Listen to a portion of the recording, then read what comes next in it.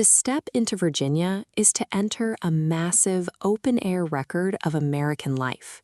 Known as the Old Dominion for its deep colonial roots, this state holds layers of history that we can explore like a walk-through gallery. On a map of the United States, Virginia sits right in the middle of the eastern seaboard.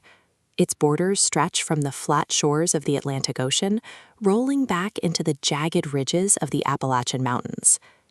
Down on that eastern coast, the landscape is defined by water. The biggest feature here is the Chesapeake Bay, a massive estuary where fresh water from inland rivers mixes with salty ocean tides to create a rich home for blue crabs and oysters. Travel west, and the flat coastline disappears. You hit the Blue Ridge Mountains, where altitude jumps, forests thicken, and cool, foggy mornings replace beach weather. That extreme physical variety, from tidal bays to limestone mountains, creates a diverse foundation. The shape of this land dictates exactly what kinds of wildlife can survive here, and where people have decided to build their lives over thousands of years. Long before any European maps were drawn, indigenous nations lived across this varied terrain. Peoples like the Powhatan farmed, hunted, and governed these lands for thousands of years, building complex communities entirely adapted to the local rivers and forests.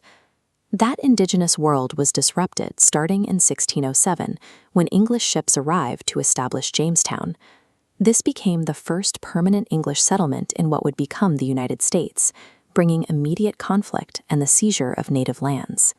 The early Virginia colony quickly found a way to generate massive wealth, farming tobacco.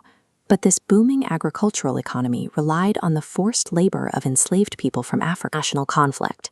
It served as a primary battleground during the American Revolution, and decades later, its fields and towns saw the heaviest fighting of the Civil War. Understanding Virginia requires looking at two realities side by side. The Commonwealth produced the founding ideas of American liberty, while simultaneously profiting from the labor of thousands of people who were denied that very freedom. That complex history produced many early political leaders. Virginia is called the mother of presidents because 8 U.S. presidents were born here, including Thomas Jefferson, whose home Monticello remains a physical record of both his political ideas and the enslaved people who lived and labored there. In the decades following the Civil War, Black Virginians carved out new paths for progress. Figures like Booker T. Washington, who was born into slavery in Virginia, became national leaders in expanding education and economic self-reliance. Others pushed boundaries in the business world. Maggie L. Walker organized her community in Richmond and became the first African-American woman to charter a bank in the United States, helping Black residents secure their own financial futures. By the mid-20th century, Virginia's population was expanding and diversifying. That growth brought new demands for equal rights, as local families and students organized massive campaigns to finally integrate the public school system. Richmond serves as the focal point for Virginia's past and its modern government.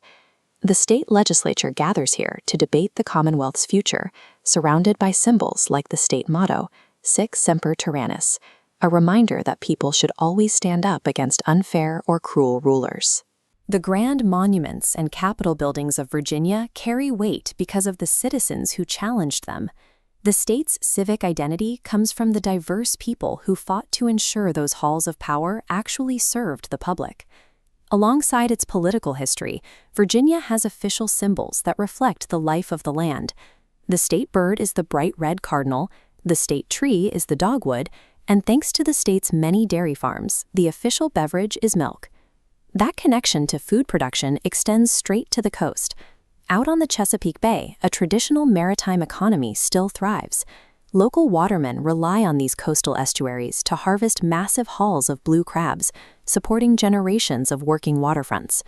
Long before the sun comes up, you will find workers out on the tidal rivers pulling heavy dredges full of oysters from the water. It is an intense, physically demanding industry that relies entirely on maintaining clean, healthy waterways. Just down the coast in my Hampton Roads region, the scale of the maritime economy shifts. This area is home to massive military bases and towering shipyards, where workers build and repair the enormous steel vessels of the United States Navy. Meanwhile, Northern Virginia drives a different kind of industry. Connected closely to the nation's capital, this region has grown into a global hub for computer science, cybersecurity, and data centers that process a huge percentage of the world's internet traffic. From pulling oysters out of the coastal mud to processing global internet data in massive server farms, Virginia's modern economy utilizes every inch of its varied geography to generate power and innovation. Beyond the massive industries, Virginia has plenty of quirky local details. For example, it has an official state bat. The Virginia big-eared bat survives deep inside the dark limestone caves tucked away in the western mountains. Down in the southern regions of the state, the sandy soil is perfect for a highly specific agricultural staple, the Virginia peanut. These large, crunchy peanuts are roasted, salted, and shipped out as a beloved regional snack. Back on the coast, local artisans preserve their heritage through specialized folk crafts. You can find builders carefully carving wooden models of the Chesapeake Bay Dead Rise, the official state boat, designed with a sharp bow to navigate the choppy bay waters.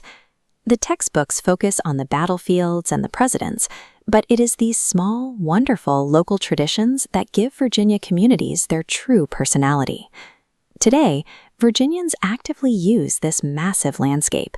You will find people hiking the steep trails of the Shenandoah Valley, cycling through the rolling hills of the Piedmont, and sailing down the wide tidal rivers of the East.